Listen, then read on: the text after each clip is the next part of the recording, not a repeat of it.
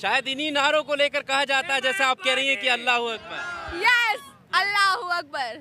इन नारों को लेकर ही पार्टी को घेरा जाता है कि सिर्फ मुस्लिम मुस्लिम की बात नहीं नहीं नहीं, हम हमारी खुद की इमेज, हमारे असद साहब की इमेज, हमारी पतंग को लहराने और हमारा मजलिस का नाम और मजलिस का हम झंडा गाड़ेंगे। अभी बहुत अच्छा असर देखने को मिल रहा है और भाजपा कभी नहीं आएगा। इस बार हमारा MIM पार्टी, हमारी ऑल इंडिया मजलिस इत्तेहादुल मुस्लिम जरूर आएगी और हम पतंग को जरूर लहराएंगे। हिंदू और मुस्लिम दोनों कौम को लेके चलते हैं हमारे असद साहब। और आप देखते हो कि असद साहब हमेशा बंधारण के बारे में, बाबा अम्बेडकर साहब के बारे में ही बताते रहते हैं और हम उनके राह पे चलते हैं।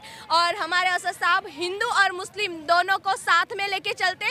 ये गलत बोला जाता है कि ये मुस्लिम पार्टी, एक मुस्लिम पार्टी होती तो हमारी बीना परमार जमालपुर से वो चुन के नहीं आई होती और आज कौशिका परमार को इतनी बड़ी टिकट दी है, मैदान में लाया है, तो मैं टक्कर का जवाब दूंगी। और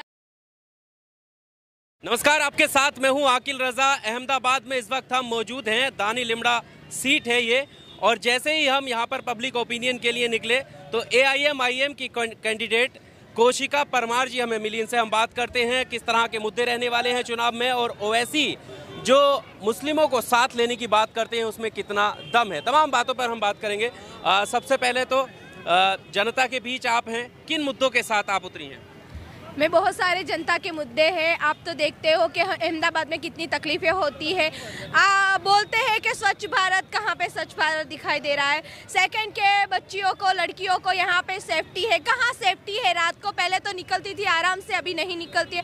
ऐसे तो काफ़ी मुद्दे हैं। और हम जहाँ रहते हैं वहाँ पे लाइब्रेरीज नहीं है, वहाँ पे हमको बुजुर्ग, जो आप देखोगे हमारे यहाँ के एरिया ऐसे है कि चंडाड़ों पे जाओगे वहाँ पे बुजुर्ग जो भीख मांगने लोग बैठते हैं, वैसे बुजुर्ग लोग वहाँ पे बैठे रहते हैं। तो उनके लिए कोई सुविधा करनी चाहिए, वहाँ पे एक आश्रम बनाना चाहिए। काफ़ी सारे मुद्दे हैं हमारे लिए, क्योंकि हमारी एक उर्दू स्कूलें हैं जो वो भी बंद की हुई है, उसको भी खुलवाना है। ऐसे बहुत सारे मुद्दे हैं हमारे। पर मैम, क्योंकि ओवैसी साहब की पार्टी है और अहमदाबाद आई है, कहा जाता है कि ये मुस्लिमों की पार्टी है और आप कौशिका परमार, क्या लगता है? जी, मैं इसके बारे में ज़रूर बोलूँगी। ऑल इंडिया मजलिस इत्तेहादुल मुस्लिम पार्टी, वो हिंदू और मुस्लिम दोनों कौम को लेके चलते हैं हमारे असद साहब। और आप देखते हो कि असद साहब हमेशा बंधारण के बारे में, बाबा अम्बेडकर साहब के बारे में ही बताते रहते हैं और हम उनके राह पे चलते हैं।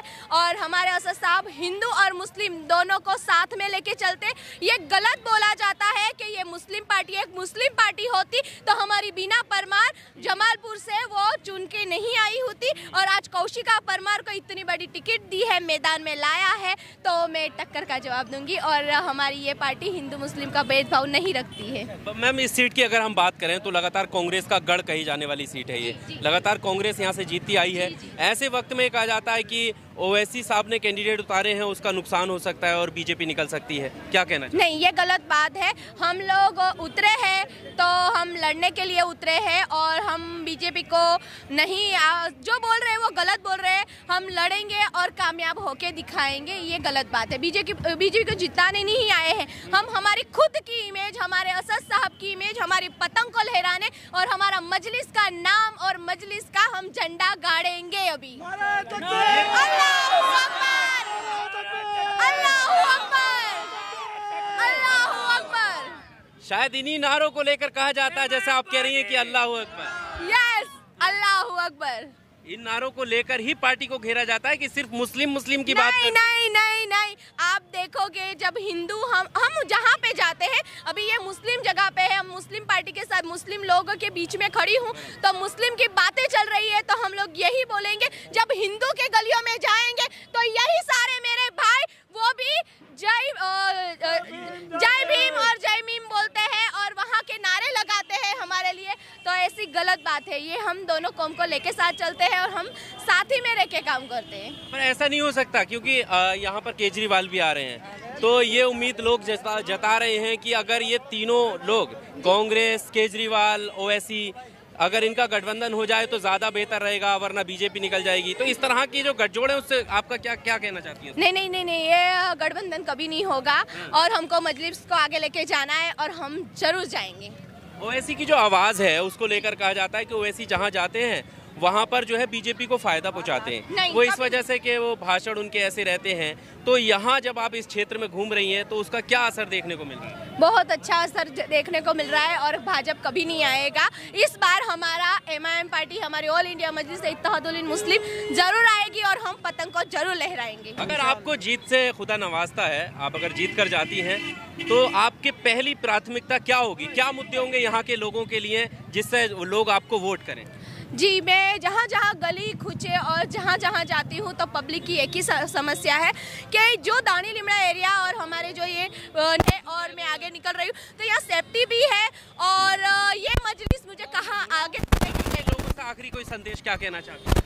यहाँ के पब्लिक के लिए जो भी समस्या है वो कौशिका परमार उनकी समस्या को दूर करेगी और मैं उनकी जो भी प्रॉब्लम्स है वो दूर करके दूंगी। चलिए, बहुत शुक्रिया हमारे साथ बात करने के लिए। कौशिका परमार थी, AIM की कैंडिडेट हैं दानी लिमड़ा विधानसभा सीट से और प्रचार के लिए निकली हुई हैं। दानी लिमड़ा विधानसभा सीट जैसे आपने शुरुआत में बताया कि कांग्रेस का गढ़ रही है, लेकिन ऐसे वक्त में अब देखना ये होगा कि क्या यहाँ की जनता किस तरह से वोट करेगी, किस मुद्दों पर वोट करेगी। तमाम मुद्दे यहाँ पर गिनवाए, पानी, बिजली और सड़क की जो समस्या है उसको प्रमुखता से उठाती हुई यहाँ पर कौशिका परमार नजर आई हैं। इस इंटरव्यू में सिर्फ इतना ही। आपको क्या लगता है कमेंट बॉक्स में आकर अपनी राय जरूर दीजिएगा। शुक्रिया।